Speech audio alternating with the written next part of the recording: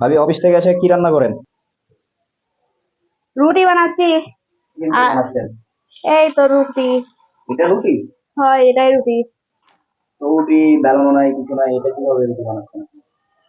Office থেকে আসা বিরক্ত লাগে, তাই সহজ ভাবে এই রুটি বানাচ্ছি, যাতে সহজ ভাবে খুব তাড়াতাড়ি খাওয়া যায়।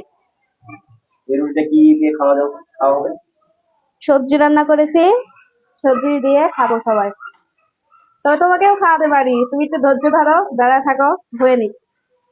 তাহলে দেখি ইন্টারেস্টিং, একটু খেয়ে দেখতে পারি কেমন লাগে। হুম। তা ভাবি, এই রুটিটা বানাতে কত সময় লাগে? বেশি সময় লাগে না। তাও?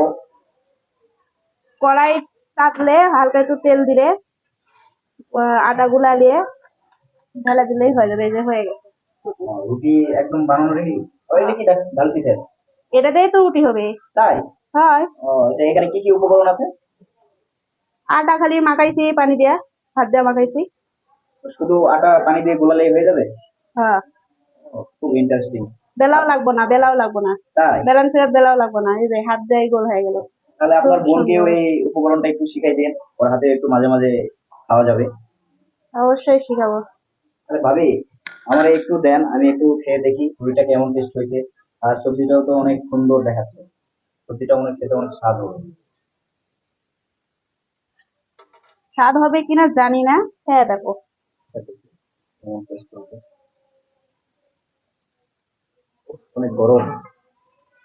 শীতের মধ্যে গরম গরমই ভালো লাগে। তুমি আর আমি চিনি না, অনেক খেলে সুন্দর বুঝতে হয়েছে পারবে না। ভাবি, সবজিটা অনেক টেস্ট হয়েছে আর রুটিটা অনেক সফট একদম। বানানোর অনেক মতনই না? মজা খাই, হ্যাঁ হাত দিয়ে একদম খুব বানানোর সুন্দর। মতন। হাতে বানানোর থেকেও ভালো হবে। Thank you. তাহলে এই যে রুটি বানানোর ফুল ভিডিওটা একদিন সবাইকে শিখাই দেন, সবাই শিখতে পারবে এবং সহজ পদ্ধতিতে রুটি বানাতে পারবে খুব কম সময়ের ভিতরে।